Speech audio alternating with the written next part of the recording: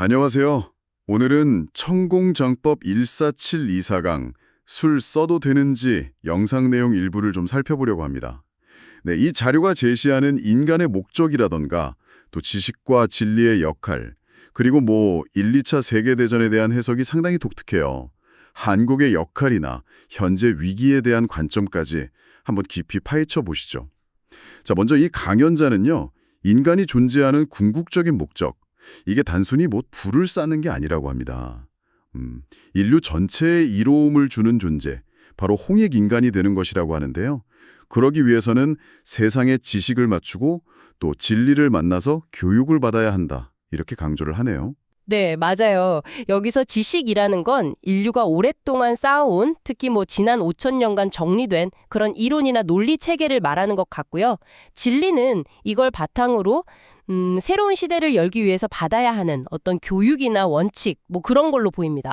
아, 지식과 진리를 좀 구분하는군요. 네, 영상 보면 지식은 스스로 이렇게 흡수하는 거고, 진리는 가르침을 받아야 한다. 이런 차이가 있더라고요. 그럼 이 진리 교육이 왜 그렇게 중요하다고 하는 걸까요?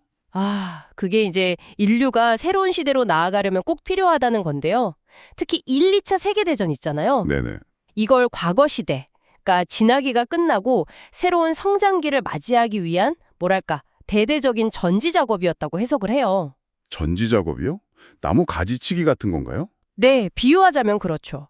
묵은 가지를 쳐내야 새순이 돋아나는 것처럼 과거 방식에 얽매인 사람들을 정리했다는 겁니다. 과거 방식이 얽매인 사람들이라면 구체적으로 누굴 말하는 거죠? 이 영상 설명에 따르면 소위 똑똑하다는 사람, 가진 자, 힘 있는 자들 이런 사람들을 정리하는 과정이었다는 거죠. 아, 그래서 이 과정을 통해서 인류의 70% 정도가 정리가 되고 나머지 30%, 대략 한 30억 명, 그리고 한반도 인구도 마찬가지로 30%, 약 3천만 명만 남아서 새로운 시대를 열 준비를 했다. 이렇게 주장을 합니다. 와, 인류의 70%가 정리되었다는 건 정말 충격적인데요. 그렇죠. 과거의 방식으로는 새 시대를 이끌 수 없다. 이런 논리인 것 같습니다. 그럼 그 전지 작업 이후에 한국의 역할은 뭐라고 하나요? 바로 이 시기 이후에 태어난 세대, 특히 한국의 베이비 부머 세대가 홍익인간 시대를 열 주역이라고 지목을 하고요. 그리고 한국이 전 세계 지식이나 문화 중에서도 가장 질량이 높은 것들이 모이는 중심지가 되었다. 이렇게 주장해요. 지식이 한국에 집중되었다. 이건 또 어떤 의미죠? 좀 더 자세히 설명해 주실 수 있나요? 네, 그러니까 지식이 전 세계적으로 좀 차등 분배가 됐는데 그중에서도 가장 질 높은 지식은 한국으로 모였다는 거예요. 특히 공산주의 국가는 초기에는 이 지식에서 의도적으로 배제되었다. 이런 설명도 나오는데요. 배제되었다고요? 왜죠? 그게 이제 자유민주주의 진영이 이 지식을 바탕으로 충분히 성장하고 답을 찾을 때까지 공산주의가 일종의 방어막 역할을 했다는 그런 독특한 해석으로 연결이 되더라고요. 참 흥미로운 관점이네요. 근데 이 강연자는 현재 한국이 오히려 심각한 위기라고 진단한다면서요? 네, 맞습니다. 지식, 재능, 경제력 이런 걸 다 갖춘 사람들, 영상에서는 이들을 도인이라고 부르던데요. 이런 사람들이 많아졌는데도 문제가 있다는 거죠. 어떤 문제요? 이들이 자신의 능력을 사회 전체를 위해, 그러니까 공적인 책임을 다하는 공인이나 군자처럼 쓰지 않고 사적인 이익, 사인을 위해서만 사용하고 있다는 겁니다. 이게 문제라는 거죠. 아, 능력을 갖췄지만 제대로 쓰지 못하고 있다. 네, 바로 그겁니다. 그래서 이게 세계 최고 수준의 자살률 같은 심각한 사회 문제의 근본 원인이고 이 때문에 대한민국 주식회사가 망해가고 있다. 이런 아주 강한 경고까지 하고 있어요. 대한민국 주식회사가 망해간다. 굉장히 센데요. 그렇죠.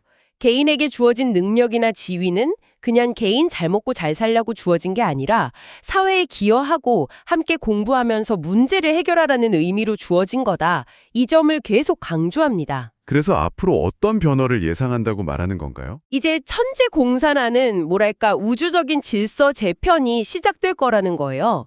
그리고 그 첫 번째 과제가 바로 한국의 자살률을 제로, 0으로 만드는 것이라고 아주 구체적인 목표를 딱 제시합니다. 자살률 제로요. 와, 굉장히 도전적인 목표인데요. 그걸 어떻게 달성할 수 있다고 보는 거죠? 이게 그냥 구호로만 외치는 게 아니고요.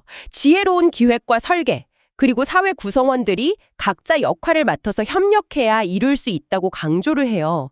심지어 2025년 가을에는 통일이 된다, 이런 목표까지 언급하면서 이런 과제들을 해결 못하면 천벌을 받게 될 거다, 이런 강력한 메시지도 던집니다. 2025년 가을 통일, 천벌, 상당히 단호하네요. 네, 결국은 진정한 홍익인간 지도자가 되기 위한 공부와 실천, 이게 아주 시급하다는 것이 이 강연의 핵심 주장인 것 같습니다. 네, 오늘 살펴본 내용은 정말 역사와 사회, 개인의 역할을 아주 독특하고 거대한 틀에서 해석하고 있습니다.